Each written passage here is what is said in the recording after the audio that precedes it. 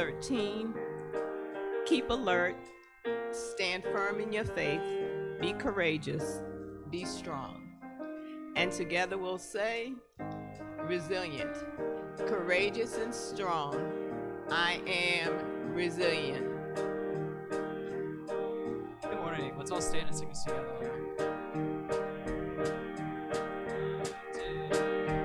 I've got joy more abundantly. I've got joy. Spirit flows as me. I've got the joy of God in everything I do. I've got joy more abundantly. I got peace. I got peace more abundantly. I've got peace. Spirit flows as me. I've got the peace of God in everything I do. I've got peace more abundantly. I've got strength. I've got strength more abundantly. I've got strength. Spirit flows as me. I've got the strength of God in everything I do. I've got strength more abundantly.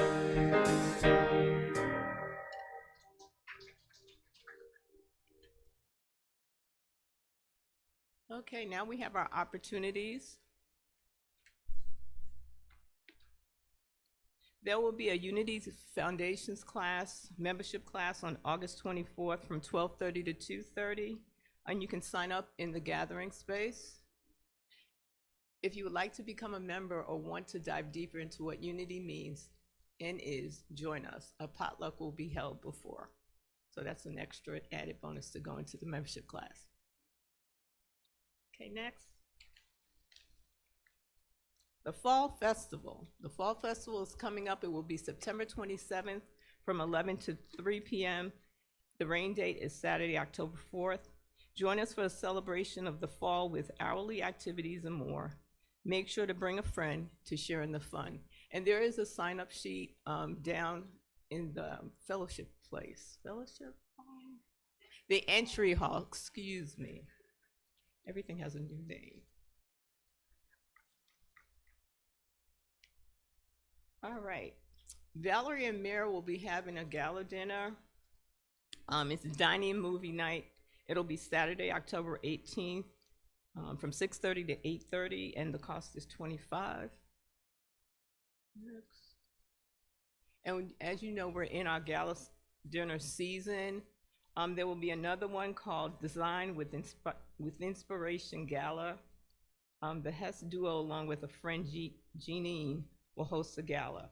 The cost for that gala is $25, and it has a range of exciting activities. You definitely want to join that one. That one seems like it's going to be a lot of fun. Not that the others aren't, but this one sounds like it's going to be a lot of fun. Okay, next. Okay, and then Mike has an announcement he would like to make about Caritas.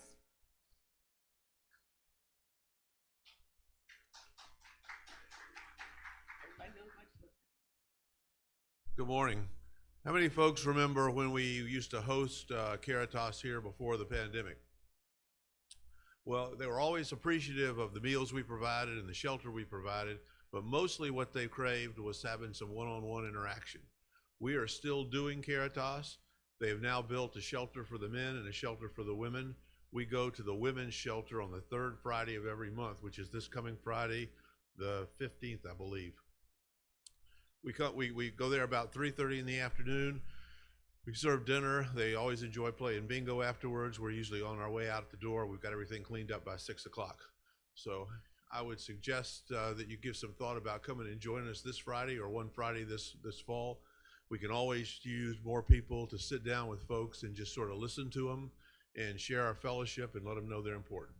Thanks. It is a wonderful event to attend.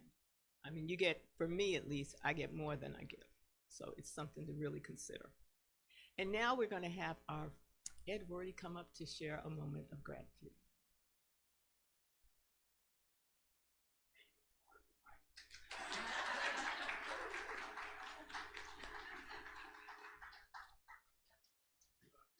Man, I was catching a feeling there. I'm going to be resilient. Heidi knew I had to speak today. Didn't have to speak. I was offered opportunity to speak today. So she started off with morning prayer. And 4 to 5 times she said, give God the ability for you to give a good solid talk on prosperity. And I let her go through the whole thing. And I said, she asked me to talk about gratitude. So I got to be resilient. So if prosperity creeps in here, you just have to learn to deal with it. When Valerie asked to do that, she goes, I said, I agreed to do it. And she goes, how much time are you giving me? How much time do I have? She goes, 1 to 3 minutes. So I just envisioned her sitting there with a stopwatch doing this, but she's doing that at home because she's recovering from a hip surgery now. Anyway, back to the story. I started coming here about 30 years ago, and some of you may know, but I'm in a 12-step program that I can't say the name of because it's called Anonymous. And one of the main tenets of that is you find a God or a higher power. And I'd been trying churches since I've been in it. And every time I was in a church, they'd say what I have to believe in. And I always wanted to have a Q&A session at the end of it because there was things I was just struggling with. And so after about 8 or 9 years here, I went to a real popular meeting on Belt Boulevard. I'm on my motorcycle, dressed in motorcycle attire, black T-shirt, jeans, boots. And I drive by this church. And I knew it was a church because I had a sign out there. Guys are going in there with jeans, shorts, tie-dyed T-shirts, and sandals. Turned the motorcycle around. I came in here, and I sat as far as you could be in the back, closest to the door. I had an escape plan because usually I didn't last the whole 30 minutes. And the minutes at a time, Phil Smith would use the word. He would offer these real-life conundrums that would come up, and he said, I would suggest that Jesus would do that, or Muhammad would do that, or the Buddha would do this. And I'm thinking, I've never heard the word suggest in church before. And, so I gave it the full hour and came back and come back, and you hadn't got rid of me since. And now, if you ask Ronnie, my biggest contribution is bringing Heidi, but, but Ronnie's not here, so tough. Anyway, what Unity did, among other things, one of the things we've done, the men's group turned into like a disaster recovery team, and Mike was what I used to call the camp counselor on that.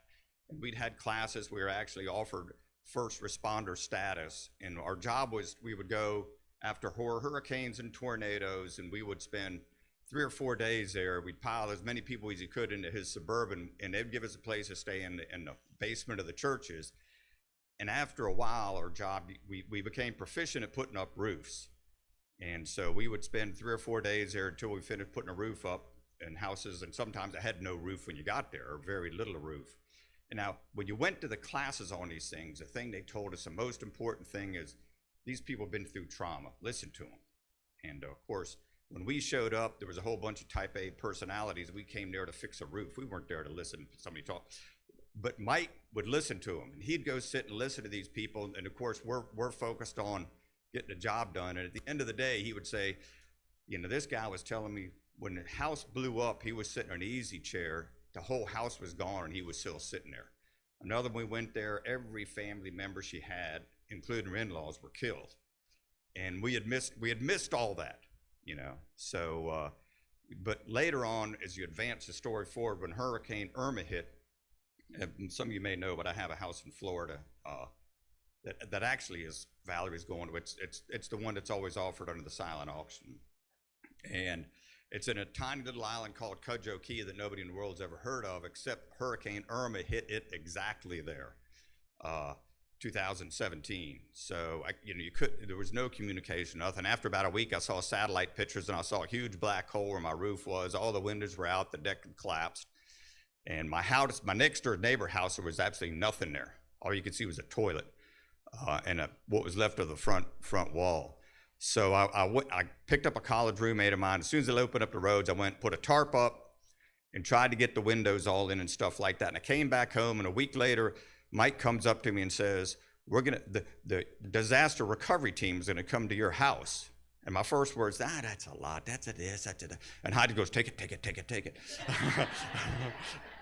So we had as many people jammed in that Suburban. We showed up, and while other people were still assessing the damage, within a week, my roof was on, everything else was an absolute disaster. It looked like the hurricane had split my house. because the siding was up, the deck was up, the windows were all in, the roof was done, and we were all wrapped up, and that was one of those gifts that Unity brought me by, from doing those type of things. And when we were there, my next door neighbor, a guy named Malcolm's, lived there forever. The only thing left to his house, I told you, had a front wall with a door and a porch light and a toilet were the only two things. Everything else was completely distributed throughout the neighborhood. And I spent most of my time, most of the debris from my house had been blown across the street and was up against a neighbor's front wall. So I was going back and forth, bringing pieces of railing, deck posts, stuff like that, siding back. I see Malcolm drive. He had rode out the store in Tampa. He comes back, the only thing, and he's just shaken to this core, because there's nothing left. And then he said, it's all gone. It's all gone. I got his family records. Everything was gone. Later that night, I'm leaving. He's leaving his place, and I look over, and he's locking the deadbolt of his house. There's nothing there. And it was like, that thing really touched me. And then I realized I thought back to what Mike was doing, say, I've got to stop what I'm doing now and listen to him. Now, weirdly enough, we found a bin that had all those records in it later on, like a month and a half later, and we found a bin. It was completely dry with all his stuff in it for whatever reason. So anyway, I'm sure Valerie's giving me one of these. I burned up my 3 minutes, so thanks for listening.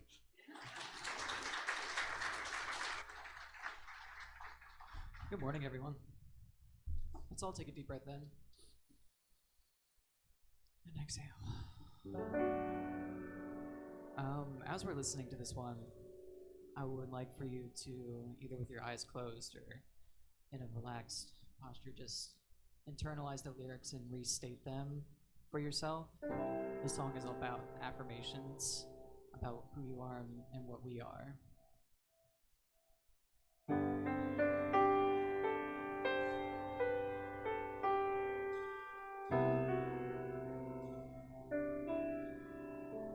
I am goodness, grace beyond measure.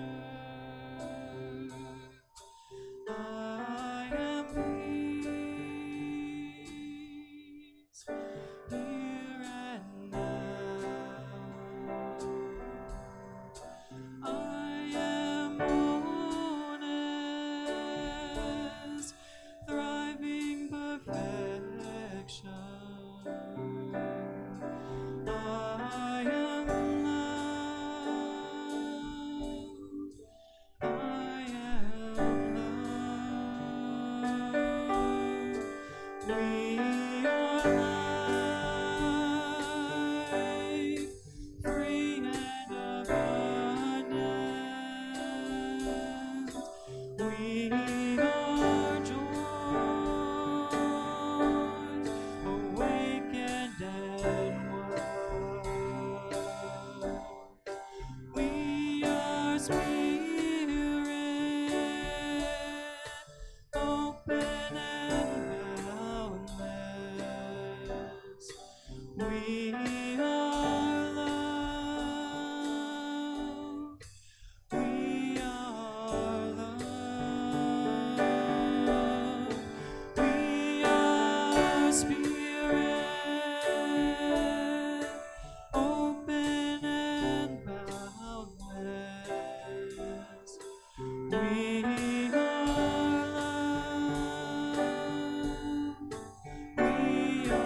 love.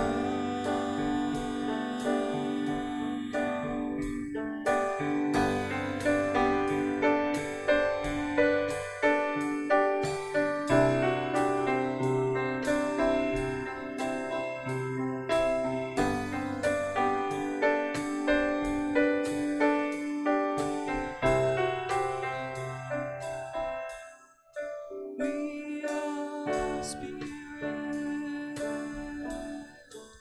open and boundless. We are love. We are love.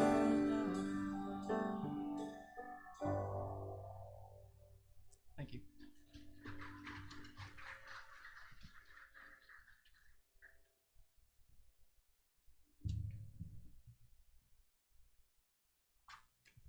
How beautiful.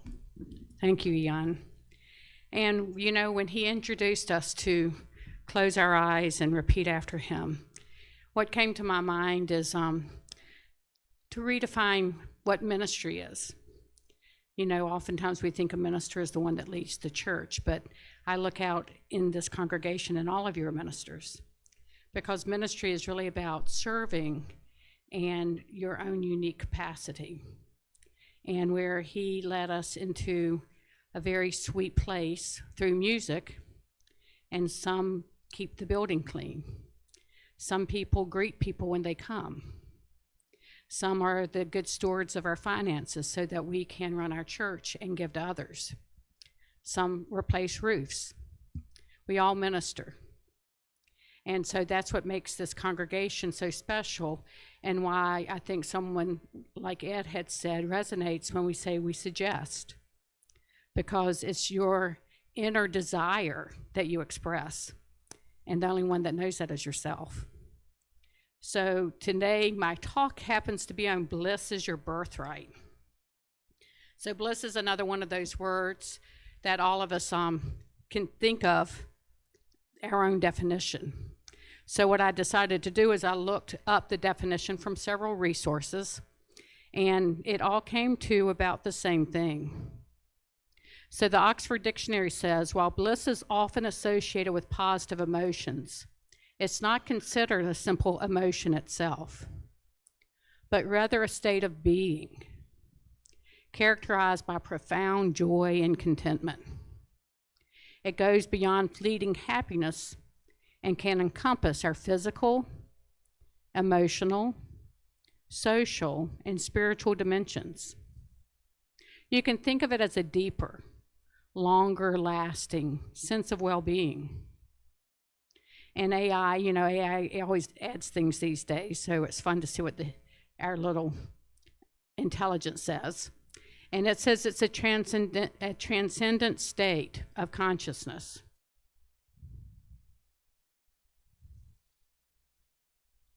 Where one feels deeply connected to oneself and the world around them.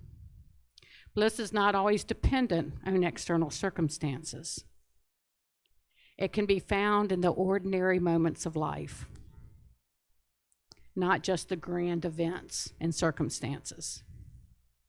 And it's often accompanied by a sense of tranquility, peace, and contentment. It's characterized by feeling fully alive and connected. It's a much deeper, more profound sense of joy and happiness. And the Vera Whole Health says, true bliss is enduring and self-generated. It comes from within and is cultivated through a deep sense of purpose, gratitude, and mindfulness. True bliss is not tied to the fluctuations in life. Whether your roller coaster is up or down, bliss is always there. And something that is self-generated means you already have it. It's your birthright. How wonderful to think that bliss is our birthright.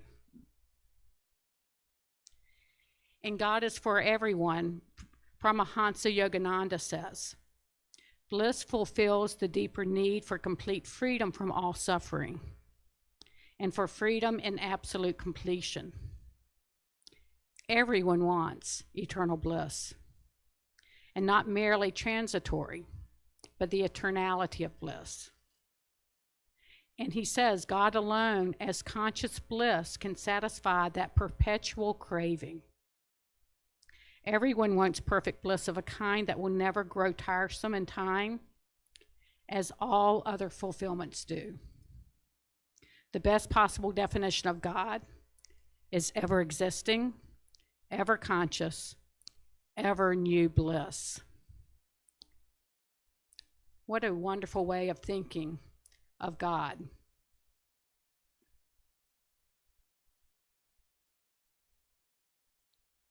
So bliss cannot be attained, really. You can't attain bliss, because the soul simply realizes that bliss is eternally its own nature. For bliss simply is. and we all have it. It's what remains when after everything else disappears. Bliss is the eternal, forever, unchanging reality which underlies the whole universe and underlies your mind and thoughts. So once again, bliss is your birthright. Ellen Davenport, a Unity minister, states in her book, The Five Principles, what if God was one of us? And she says, over the years, I've come to a visceral understanding that spirit is who I truly am. As the image and likeness of God, then I have all the attributes of God latent within me. Knowing I can rely on this divine self is not an exaggerated sense of my own powers. It is just the opposite. It is simply humbly turning to the divine within for insight and wisdom. It is discovering God is closer than breathing, nearer than hands and feet. The point of spiritual growth then is to know myself as spirit and to express it in my life. So to me, her description sounds like bliss. It's a transcendent state of consciousness where one feels deeply connected to oneself and the whole world around them. It's accompanied by a sense of peace, tranquility, contentment, and is characterized by being fully alive and connected. Once again, in God is for Everyone, Yogananda says, the difference between man's ego and God is not one of kind, but only of direction. When his consciousness flows outward to the senses, he sees himself as distinctly separate and individual. When his attention is reversed, however, he discovers an inner and essential self. The self has no separate features to distinguish it, for it encompasses the essence of existence itself. When energy and consciousness are directed inward to an indwelling soul, body consciousness is lost. Awareness expands to infinity. And in that self-expanded state, one in no way loses self-awareness. One becomes aware of the infinity that we all are. And so I want to reference that with a Bible verse. Romans 12:2. And it says, be not conformed to this world, that ye be transformed by the renewing of your mind. So, and be not conformed to this world, which is equivalent to Yogananda saying, when his consciousness flows outward to the senses, he sees himself as distinctly different and an individual. But be ye transformed by the renewing of your mind. And that's the same as Yogananda saying, when energy and consciousness are directed inward to the indwelling soul, body consciousness is lost, and your awareness expands into infinity. Eckhart Tolle in The New Earth speaks on the steadying influence of the Christ within. In sections of his book, he describes this as a sensation of love or bliss. Bliss not being an emotion, many people do describe it as a sensation.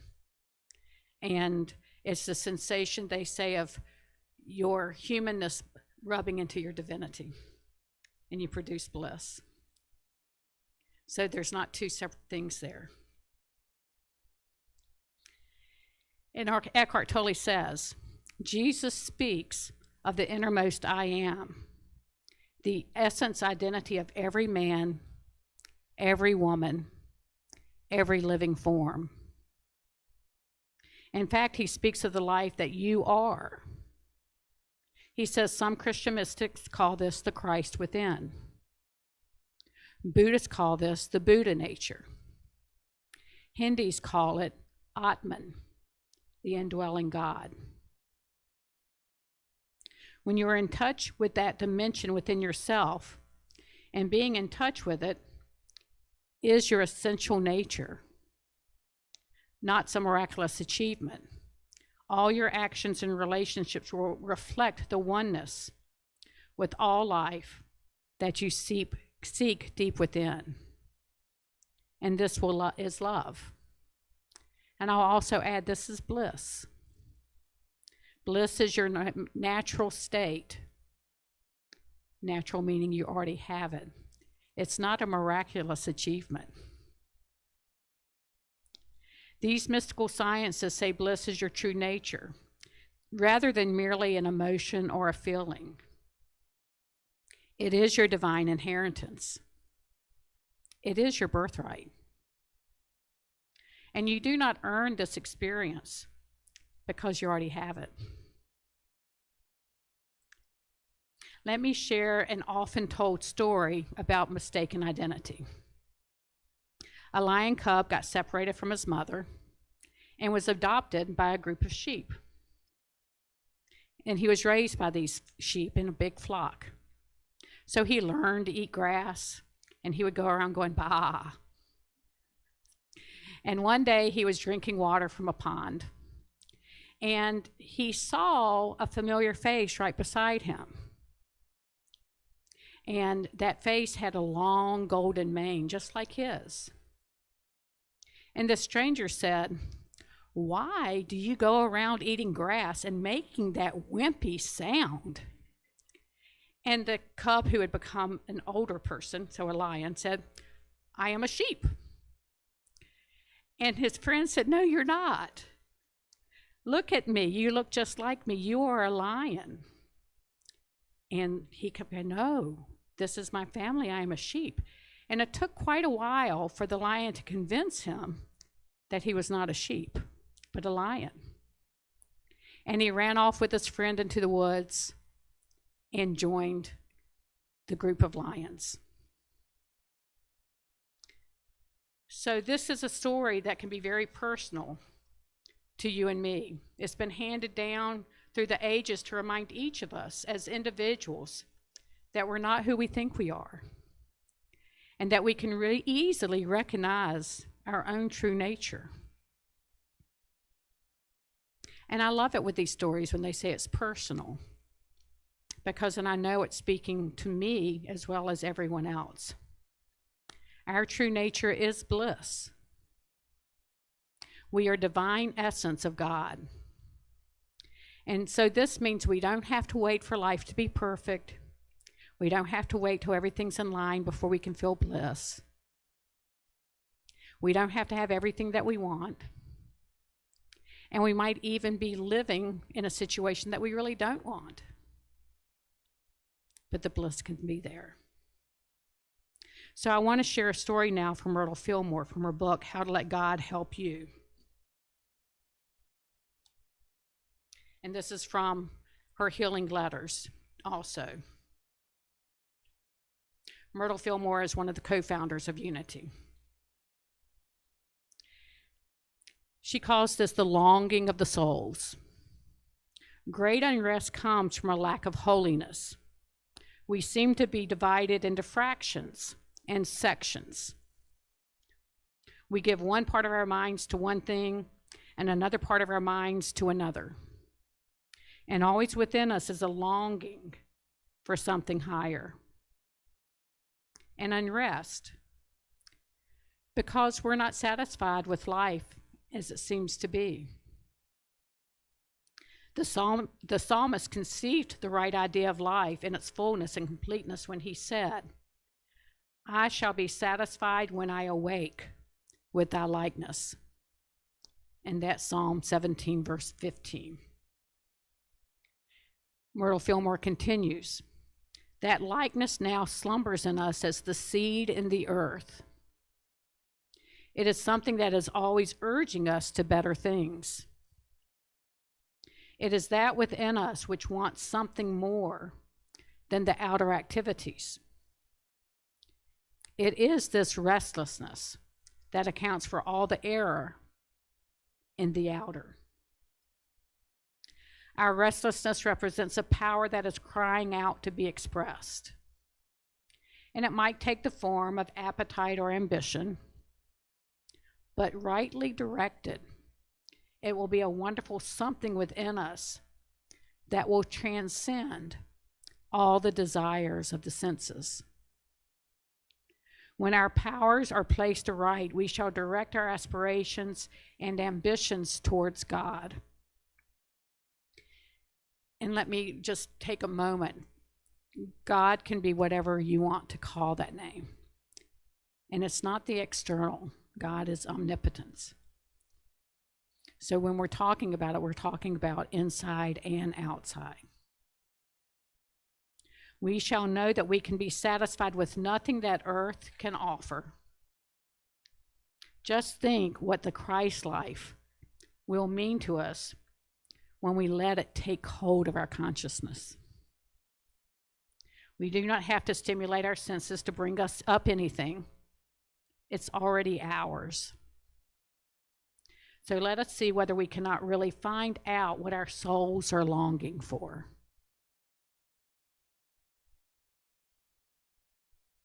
So I know Fred and I, my husband, have gone to Unity Village many times to study.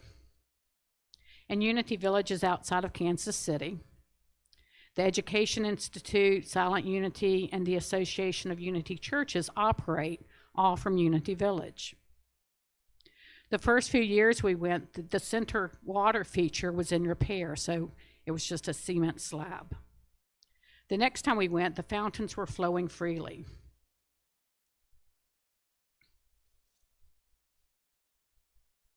And after a day of studies, we would often sit silently, looking at the fountain.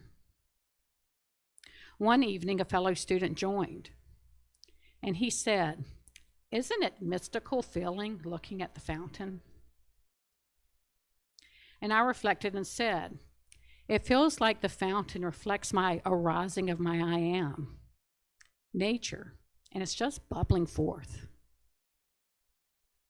Yes, mystics, including the co-founder of Unity, say bliss arises from the core of your being. It is like a fountain or geyser that sprays a rising column of water into the air. You can recognize the experience of bliss arising within you when you watch jets of water shooting up. It reminds you of this bliss ever flowing inside of you.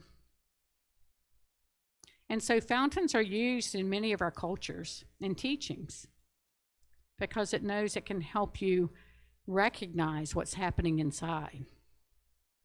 Bliss arises from the core of your own being, like a geyser that sprays a rising column of water into the air. So you can be a geyser of bliss. You experience great bliss when you watch jets of water shooting forth. And in the same way, you can have this bliss inside. You don't need to depend on any certain external circumstance to give you the bliss. We can each find the inner whispering and wellspring of bliss. And it fills each of us brimming and overflowing. So this brings me back to our Bible verse. "And be not conformed to this world, but be transformed by the renewing of your mind." And it has one more section. "That ye may prove that what is good and acceptable and perfect will of God." So specifically, I want to give a Unity perspective on that ye may prove what is that good and acceptable and perfect will of God. Davenport, in her book, The Five Principles, talks about how many people believe the duty of a human being is to discover and surrender to God's will in our lives. And often when people say they have to do that, they think, oh, I can't do what I want. I have to surrender to God's will, and there can be a lot of trepidation. But what if we look at it from a different perspective? Because we are spiritual beings having a human experience, we have come to earth with divinely inspired intentions and purposes. And that's what I was talking about earlier about everyone being in ministry. What is your divinely inspired intention and desire? It's unique for each individual. There's no need to separate the two or to try to categorize it. Davenport continues to talk about the inner the inner yearnings or desires that spring up to guide us. And she defines desire as that which propels us to do better, to contribute, to make a difference in the world, and to make a difference in our own life. This desire bubbles up when a toddler learns to walk. It's what bubbles up when a researcher wants to find a cure. It bubbles up when within each of you, and you express it in your own unique way. Emily Cady, who wrote Lessons in Truth, she was also a New York doctor and a metaphysician. And she says in Lessons in Truth, remember this: desire in the heart of anything is God's sure promise sent beforehand to indicate that it is yours already in the limitless realm of supply. But we have to do our work for it. It's already there. She's saying our will is God's will. The omnipresence of God inside and outside. It bubbles up from the divine within us. We receive guidance when we move closer to who we truly are, when we move into Christ consciousness and allow divine ideas to flow through us. This reality I call bliss, and it's the bliss that I defined earlier. It's a deeper, more long-lasting sense of well-being and being connected. You can say you start seeing the divine in everything, in everyone. Turning within, simply allowing our divine yearning to flow forth, can be like opening up a valve inside. And then when you open up that valve, the gush of divine ideas, the geyser of bliss, the geyser of all of those capacities spring forth so that you can use them in your life. Those latent possibilities that Davenport were talking about, they don't stay latent when we activate them, when we open the valve.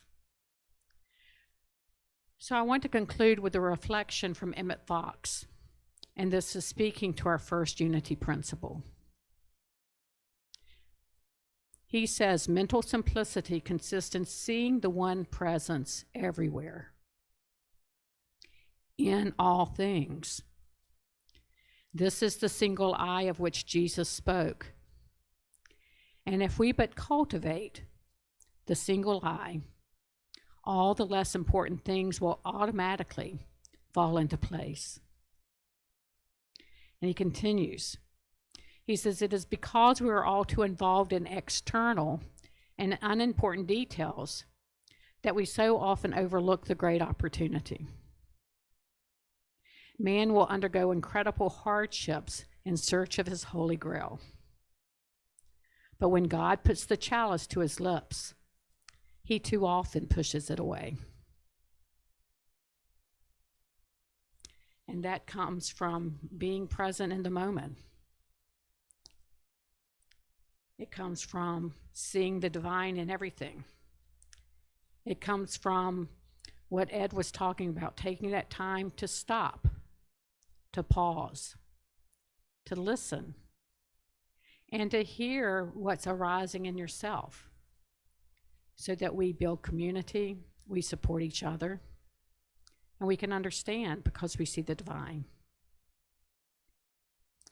So with that, let's take a moment to go within as we settle in and prepare for some meditation.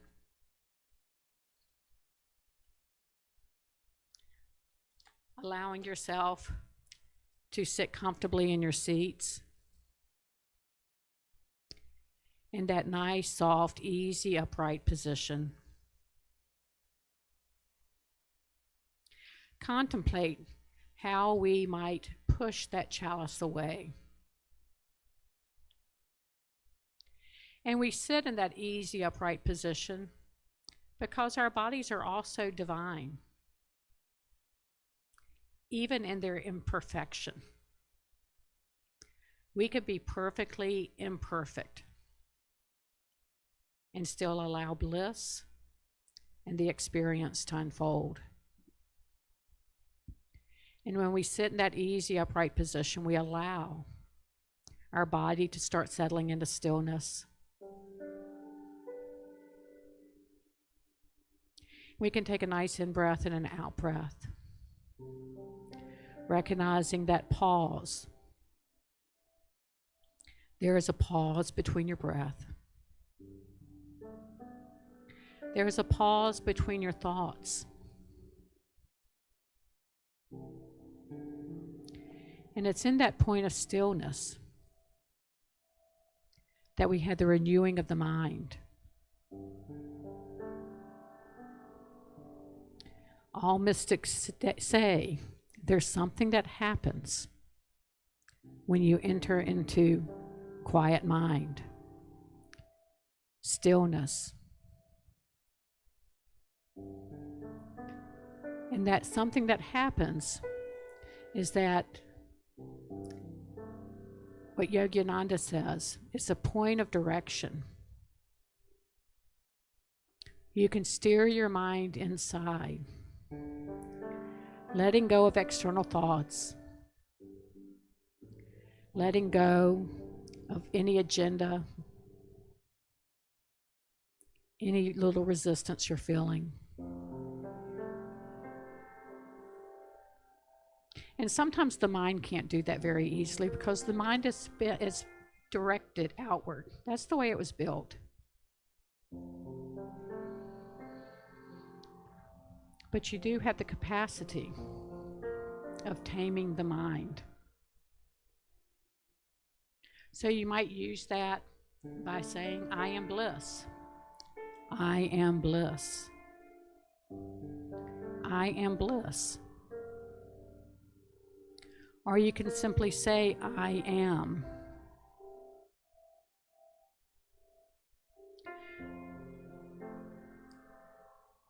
When you allow yourself to just rest in the amness, the existence of who you are,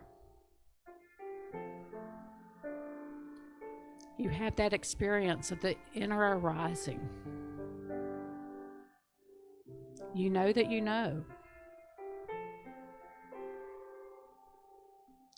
And what is it that you know? It's beyond your thought. You know, I am divine.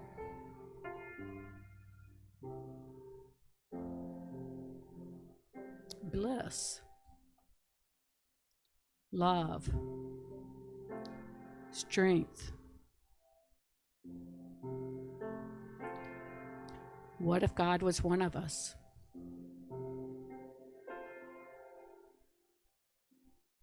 And unity says we all are the image and likeness of God, everyone.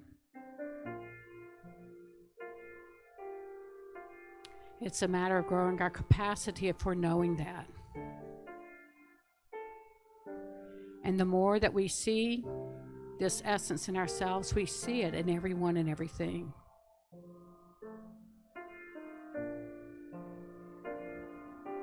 And that's leading a blissful life. A state of well-being. Serving the greater good of all.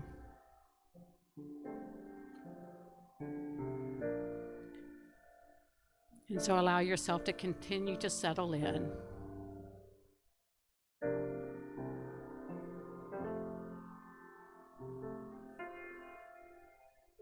Using your image of God,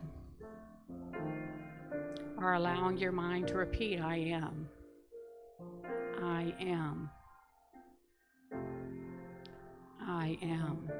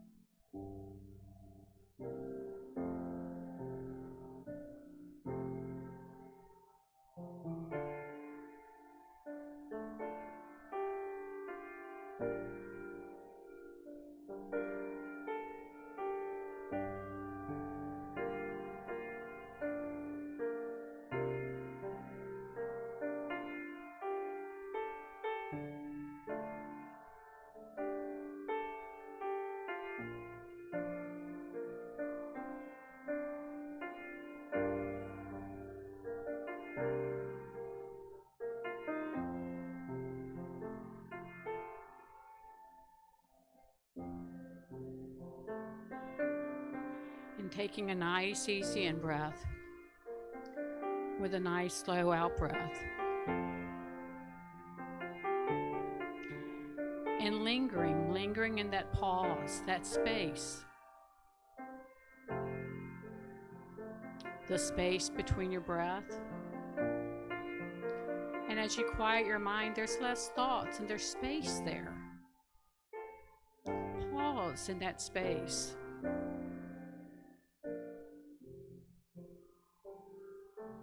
And then taking another in breath and an out breath, you can slowly open your eyes.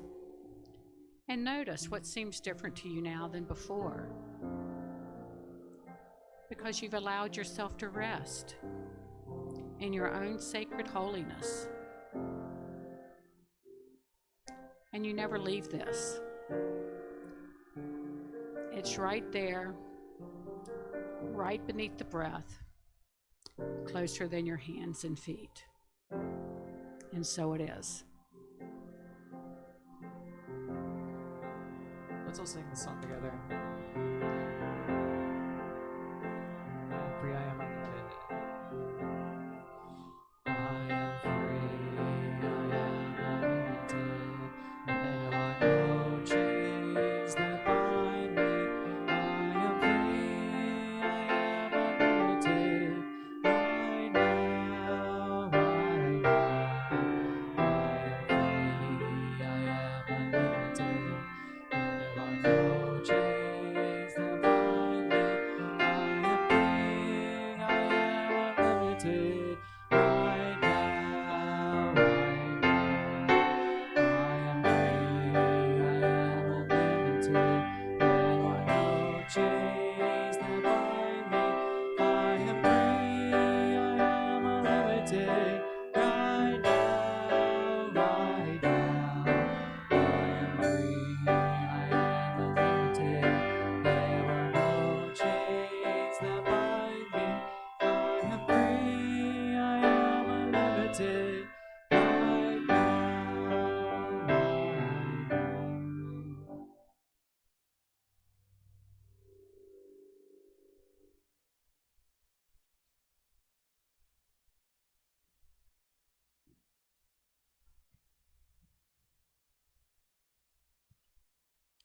And so together we'll say the prosperity blessing. Divine love as me blesses and multiplies all that I am, all that I have, all that I give and receive. I am grateful.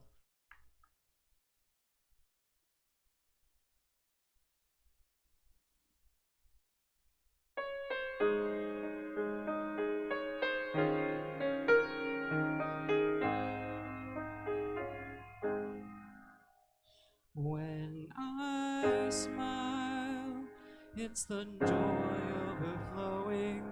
overflowing from you. When I smile, it's the joy overflowing from you. What can I say? How can I thank you for the day?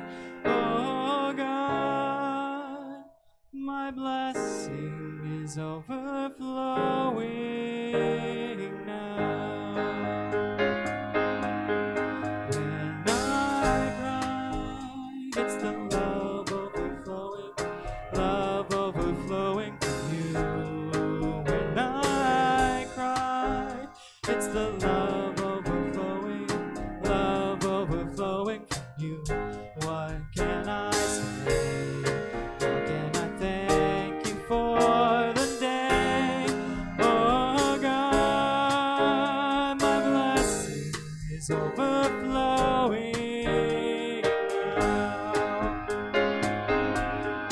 No words, no words, you already know the secrets of my soul, 'cause I'm a part of you. No words, no words, you're the sacred truth in everything I see in everything I ever do. When I sing, it's the song overflowing from you. When I sing, it's the song overflowing from you. What can I say? How can I thank you for today? Oh God, my blessings are overflowing. My blessings are overflowing. My blessings are overflowing now. The words, oh, no words, oh, no words, oh, no words, oh.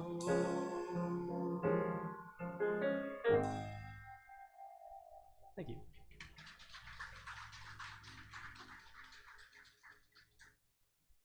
Now bless the gifts together. We give thanks for the gifts that will support our mission of creating a spiritually awakened world. And do we know if we have any youth this morning? Okay. Here they come. They're coming. They're coming. 1, 2, 3, and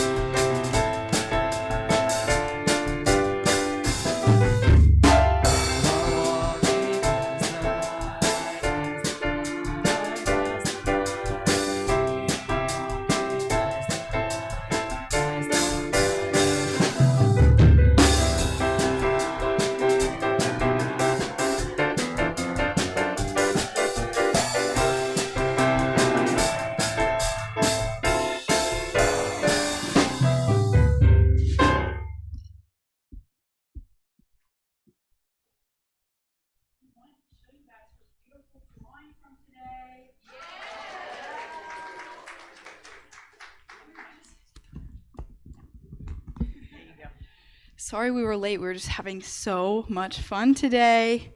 And that's all I have to say.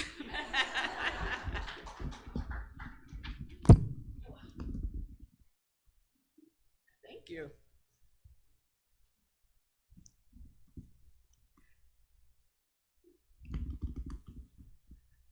So we'll give thanks for everyone that's participating in the service. We want to thank Ian and Forrest for the music. We want to thank who? Ryan. Why do I keep calling him something else? I'm so sorry. I'm going to remember. I'm not that old, but I'm going to remember. Want to thank Natasha and Casey in the back for the sound. Want to thank Barbara for an awesome message. I want to thank Debbie for all that she does here. I want to thank you for coming today, and Ed for sharing your personal story. It was really touching. And Mike for reminding us about the gift we get for participating in Caritas. So you guys have a great week, and thank you. And now, prayer chaplain. Sorry, Carol. Prayer chaplain will be available to pray with you after the service, and please do take advantage of it. It is a wonderful service that we have here at Unity of Richmond that supports our congregation. So thank you, and let's say the prayer of protection and our peace song.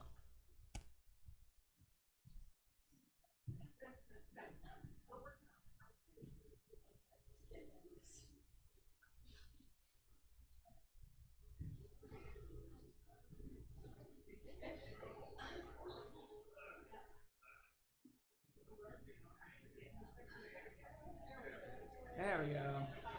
The light of God surrounds us. The love of God enfolds us. The power of God protects us.